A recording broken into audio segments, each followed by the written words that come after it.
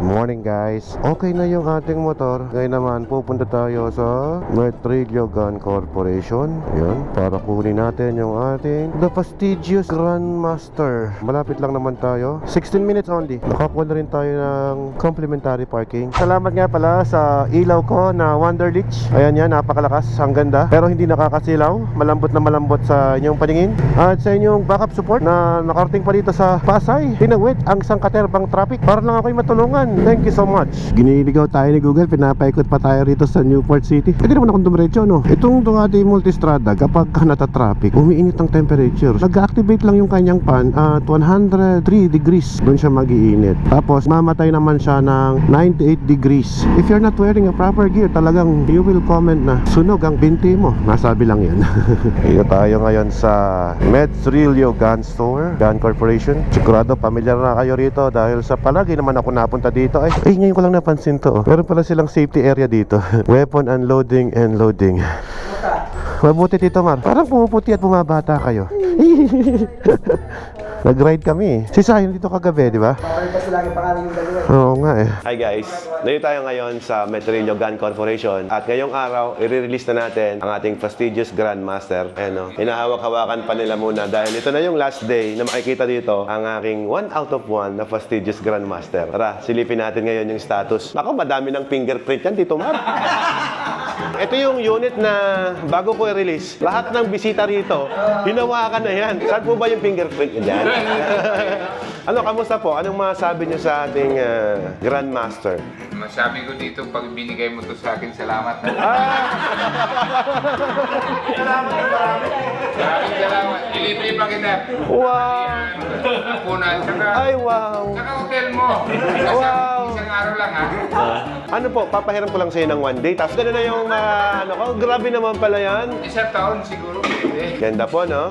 Opo. Pero mas maganda ngayon yung talagang manufacturing nila na talagang pang-release na sa market. Kasi ito may mga konting binago pa. Prototype pa lang to. Prototype pa lang yan, nagagandahan na kayo eh. How much more yung ano, di ba? Yung totoong perfect na ganyan. Nag-order din ako nito. Ganda nito.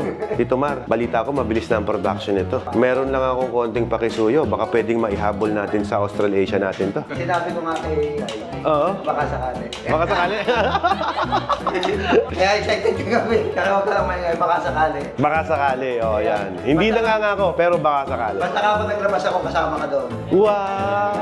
Hindi, kasama naman kami sa unang nag-order, di ba? Dahil nung umakyat kami sa stage, nag-order kami Kaya niya. ako yung unang 10 man namin ilalabas yan. 10 unit. 10 unit agad. Kasama kami sa 10. Wow, first 10. Ilalabas yan. May mga request kasi ako dito eh. Ayan oh, nakita nyo? Prototype Grandmaster 1. O, dati wala pa yan. Nag-iisa talaga to. Kasi ito yung nag-iisang prototype. Wala pa yung pirma mo dito, Tito Mang. Lalagyan yan. Yun ang magpapamahal dito, yung pirma. Lalagay ko muna dyan para madagdagan niyo pa po ng fingerprint niyo po. Halos lahat po ng pumunta dito, hinimas po yan eh. Kumusta? Delivery boy ko, oh. Pogi ng delivery boy ko, oh. Sino ka mukha, mami? Si Jeff! Magic ka nga, pre, magic. Ay, wala dito yung mga... Wala ba? Hindi mo dala? Sayang. Ito yung... Saan ang balansihin yung katawan mo? Oh, talaga? Sige nga, may subukan mo nga. Balansin mo nga, pre. O, paano? Try. O, balanse. Ganyan. Taas, Dali. taas pa. Taas. Tapos bababa ko to. Ah, okay. Matutumba ka. Ah, syempre. Binababa mo eh. Ulit. Ah, syempre, kukontrain ka. Babagsak ka. Babagsak Dito, siya. iikot ang gano'n. Ikot akong ganun. Dito. Dito. Yan. Oh, tapos, Ikot. ikot. May persa na yan ngayon. Oh? Ulit. 1, 2, 3. Hindi ka na babagsak. Aba! Grabe ka! Nakawa ka na kay Jeff! Grabe na magician! Kaya huwag niyo makalimutan kumembot. Hindi mo lang yan. Okay na, palatakan natin na. Uy! Oh, ito na. Nakita niyo na. Ito yung ipapalagay natin. Palagay dito. Yan. Pangalan nila, Mar Metrillo, Romy Metrillo, tsaka si Noli Metrillo. Lalagay dyan yan. Iyon, oh. Sakto. Let's go! Balatan natin. Ito na yung panahon na makikita nyo ngayon kung ano yung pagawaan dito ng Metrillo Gun Corporation. Dito ginagawa yung mga unit na in-order nyo dito. Gawin naman kayo. At ngayon, ay aakit tayo doon para at least makita nyo maigi kung paano yung CNC. Tara, ito bawal pumasok dito pero pinapasok tayo. Ito tayo ngayon sa manufacturing area nila. Ito yung mga CNC nila. Oh. Grabe, ngayon ako nakapasok dito. Lupit to. Tingnan nyo, hinihiwa talaga doon yung baril. Oh, solid na bakal yan na ginagawa nilang baril. Ito naman yung mga computer software area nila pang design. Pwede mag-video dito, Tito Mar, ha? Sige lang. Yung bigat na bakal na to, magiging baril yan pag inukit nila. Nakita niyo yung solid na yan? Ito. Pag hinulma nila yan doon, magiging ganito yan. Bigat nito, oh. Yung solid na bakal. Pag ginawa na nilang ganyan, ito nga nakadikit pa, oh. Dikit pa yan. Hindi pa yan hiwalay, oh. Galing, no? Dito naman nakita nyo, yung plano nila, kapag nakuha nila yung pulmahan, yan nalalabas yun. Galing. Nakaka-amaze naman dito. Yung Gunmaster na object. Ito na yun. Oo. Yan ang dewdewin niya. Kung ano yung kakalabasan po nito, yun na yun. Ngayon lang ako nakapasok dito. Marami ang hindi pa nakakita ng gantong klase na meron pa tayong ganito sa Pilipinas. Imagine nyo yun. Alam nyo guys, di ba bumibili tayo ng mga mamahaling bags like Louis Vuitton, Chanel, lahat yan, kaya mga Hermes. Kaya yan mahal kasi lahat yan handmade. And something you should be proud of. Dito sa Metrillo, dito tayo makakita talaga ng handmade at made by Filipino. Ayan, sila po yung nasa likod ng Metrillo Gun Corporation. Talagang magiging proud ka bilang Pinoy na ito pa yung gagamitin mo sa mga shooting competitions mo. Grabe. Ako, medyo overwhelmed ako. Sorry po, starstruck po ako. Ito yung mga bagong machine na Ito na. ng Gunmaster. Yung mga... Ito may exclusive kayo na Grandmaster lang. Yan ang ginagawa. Galing. So lahat ng limang to. Kaya pala medyo bumilis na ngayon yung gawa natin. Kasi kung sisingit mo dito, matatagal. Tama nga naman. Ito, pang lahat na unit to. Dito lang ginagawa. Okay. Alam niyo na guys, mahirap ng tibagin ngayon ng mga Pilipino talaga sa shooting talaga dahil meron tayong Metrillo. Sa ibang bansa, wala silang ganyan. Sulitin nyo na habang nandito yung Metrillo Gun Corporation, you have to have one. Sabi nga nila, kung ikaw ay talagang shooter, dapat alam mo yung Metrillo. Ayan, nababanatan na natin. Ito na yung signature, pipirmahan na. Ganito pala yon. So matapos i-layout doon sa computer, Oo, lalagay ngayon dito. Ayun. Ang daming CNC machine, tinan mo. Grabe. Ito, mayroon tayong dating dyan. The Master, nandyan. May open. Akala ko doon sa labas, marami na. Mas marami pa pala dito. Mas marami dito. Mas meron pa dyan. Oh. Di ba? Para kang piloto, pindot ng pindot yan, no? Sir, nakakontak niyo po ba yan, sir? Sa daming boto, no? Kabisadong yung pindutin, no? Ayun, no? Sumulat na, oh. Sumulat na, oo. Ayun, pasusulatan na po ang pinakauna-unahang the prestigious Grandmaster.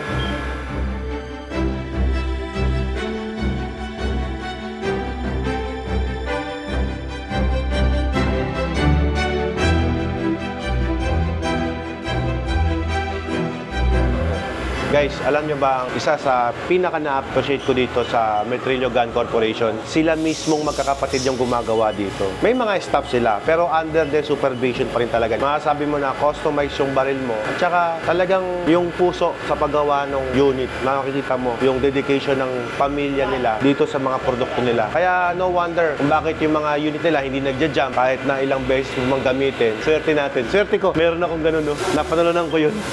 Ayan, lumalim na yung firma, oh. Kaya matagal gawin ng Gunmaster. Kaya kailangan mong gumawa ng panibagong makina. Saka ito pa lang, nung pinindot-pindot ito, wala na ako naintindihan. Diba? Gawa dito, Bar, may naintindihan ka dyan? O, mo sila nga mismo, wala eh. Meron ako na-discover na isang bagay na dapat din kayong ma-proud. Sabihin sa inyo, Tito Mar, sa lahat ba ng gumagawa ng baril, anong advantage ng Metrillo Gun Corporation? Pag inilabas mo dito sa amin, puputok mo na. Kasi dito, hindi lang kami nagmamanufacture, kasama na rin yung customizing. Kumbaga, pagka inilabas namin, palaban na. Pero sa buong Asia, Tito Mar, sino na ang iba pang gumagawa ng ganito? Sa buong mundo kami lang. Narinig nyo na yan, ha? Sa buong mundo. Dito lang meron yan. Okay, doon tayo sa pagninilok nila noon. Mula doon sa makabagong teknolohiya nila, dito naman tayo kung saan talaga sila nag-start. Ano pa ito eh? Ito, Ano pa ito? nag-improve na to. Nag-improve na ito. Mas Okay. mababa pa ito. Napakaraming nito, tornohan. You have to see yourself. Tignan mo kung gaano ka na-amaze. Ano mga sabi mo? Wow! Ito siguro mga 30 years na ito. 30 years old na makina. Ayan. Until na gumagana pa rin. Ang galing nito makina na. Yung kasabayan nito na gawa sa ibang pirana. Pero ito, matibay itong nabili ko ito eh. Wow. Yung pinakalulo na yun dito ngayon. Nakita natin yung pinakamatandang CNC machine nila. Ngayon naman, nakita natin yung pinakamatandang lit machine nandito. Lit nga ako dito eh. Yung kasabayan, ano na eh, mga sira na. Bumigay na yun dati. Pero ito yung pinakaunang-una. Unang-una, pero ayos pa rin. Galing. Thank you po. Thank you. Ayan, nasaksihan natin ngayon ang kung saan sila nag-start. Dito pa rin pala ginagawa yung iba.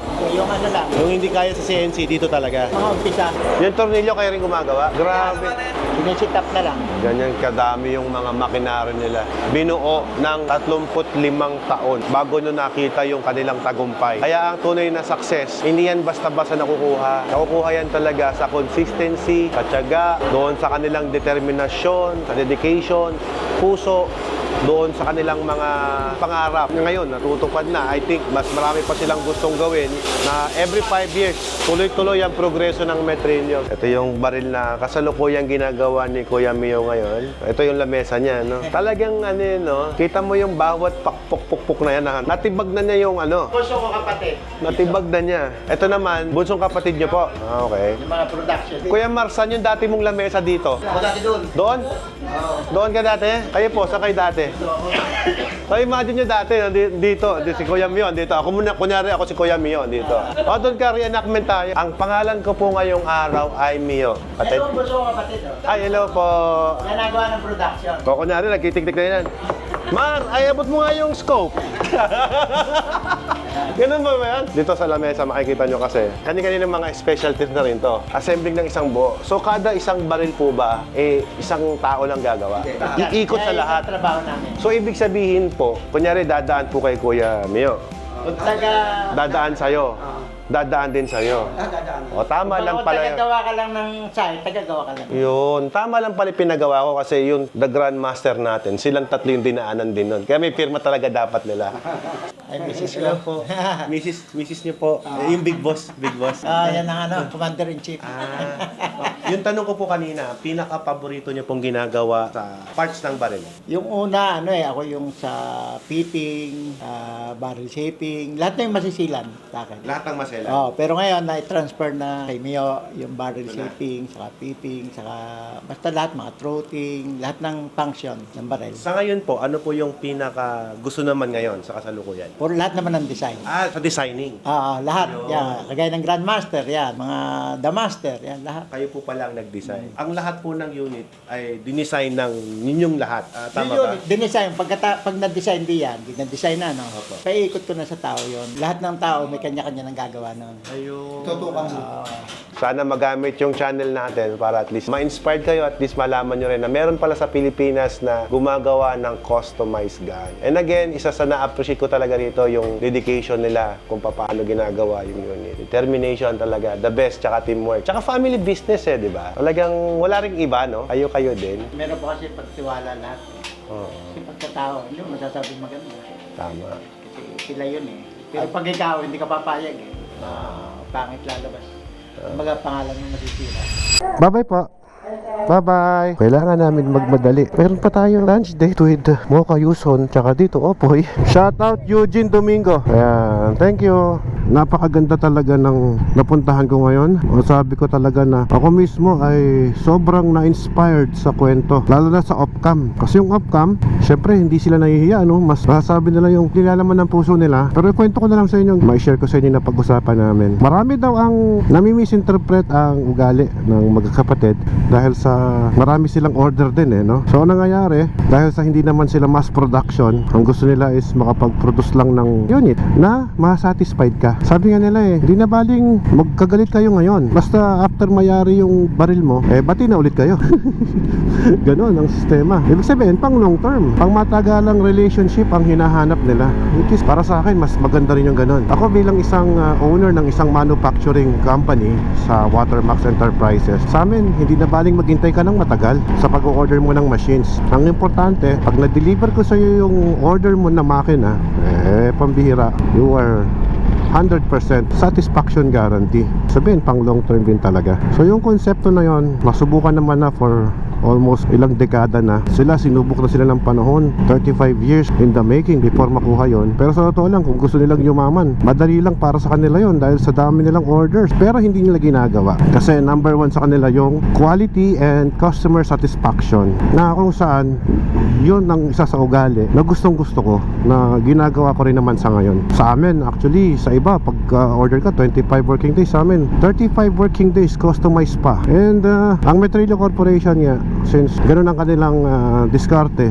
Gustong gusto ko yung ganun kasi pang matagalan talaga. There's something na pahahalagahan mo yung kanilang effort. Gutom na yung ka-lunch date namin, sorry po, dahil ako ay late ngayon. Ako magbabayad ng gastusin ngayon. May punishment, kaya lang hindi sapat yun. Alam ko na kahit ilibre mo sila, hindi sapat yun na para mapatawad ka na nila sa pagiging late mo, no? Ito naman ay ano lang naman, friendly lunch date lang naman to. Kaya lang yun, first impressions last, no? Oy, ako si Alfred late yan. Ay, ayoko ng ganun. Pero it's better to be late than never. At least you come. Pero hindi lagi dahilan yun, no? Meron na talaga mga hindi inaasahang pangyayari. I would like to say na hindi ko pa rin nakuha yung ating pinunta rito sa Maynila talaga, yung ating The Prestigious Grandmaster, dahil sa hindi naman siya pwedeng i-release sa'yo ng ganun-ganun lang. Ang nangyari sa kanya ay hindi pa na-itap sa aking pangalan. So ayoko rin naman na bitbitin yung unit o yung firearms na kulang ang documents. Good thing yung The Master na gamit ni Sai ay kompleto na yung dokumento, kaya yun yung ginagamit natin. At siya nga pala, yung napanalunan ko lang naman ang hindi ko pa makuha-kuha. Sa totoo lang, kahit doon naka-display kila Tito Marian, walang problema eh. At least yung mga customer doon, di ba, nakikita na, oy, kay Alfred Watermax yan. Pwede nyo i-check, pwede nyo hawakan, i-fill nyo para kung gusto yung mag-order ng gantong unit, o di pagawa kayo, diba? Alam mo yun, maganda din kasi yung pagbibili ka ng baril na gusto mo, natatouch mo siya, nahahawakan mo, ganun. Okay, we're here. Ang pogi ng Mickey Mouse doon, na may Mickey Mouse helmet. Sorry, we're late. Hello, Mocha. Settle down order ko kayo. Tignan nyo yung beauty ng mga Pangasinense, oh. Kahit saan, magkaharap kami palagi dito. Gusto ko nakikita yung pagmumukha niya. Pag kumakain kami, talagang lagi kaming magkaharap. Daming meeting eh dito, Opoy. Dahil mong meeting. Pata natin. Yun, yung opisina natin. Oo, yun yung opisina natin. Congratulations to us. Right safe. See you. Thank you po. Ingat ha. Opo. Sige. See you again. Opo. Sige. Pero nakakaya kagabi ha. Sige. Kaya ako kaya sabi ko dito. Hindi, okay lang. Hindi, okay lang. Hindi, okay lang po. No. Tanong na kami sa drugstore. Oh, sige. We're done eating. Gusto ko na umuwi. Nami-miss ko na yung mga bata. Miss ko na yung mga bata. Akala mo e-bike? So, yan naman yung BMW ko kasi naka-push start eh. Oo nga, tama. Ang ganda po ng Mickey Mouse nyo. Sana all. Sana all! Mickey Mouse yung helmet, Mickey Mouse top back. Yung sapatos dapat Mickey Mouse din. Thank you, Sis Abby. Finally, nakapasok po sa hindi matraffic. Tontuhan na yung Ducati ko. Takot pa naman tong Ducati sa traffic. Parang nai-stress yung motor eh pagka traffic yung Ducati. Yung temperature niya talagang tumataas kapag under yung pan ko eh. Na-excite ako sa upcoming na opening shop ng Wonderlich. Sana makapunta tayo doon, no, sa grand opening. We will make sure na nandun tayo. Pauwi na tayo niya ng bahay. Samahan nyo kami hanggang Pangasinan. Sasanayin ko palagi na doon sa bahay nag-ending para maihatid nyo po ako ng safe sa aming tahanan. Nakakapagod na araw pero it's worth it dahil you're surrounded by the good people around you. Kung iisipin mo, alam mo nga, layo, pero mas okay na yun kasi enjoy ka naman. Bali wala ang layo basta naka big bike ka.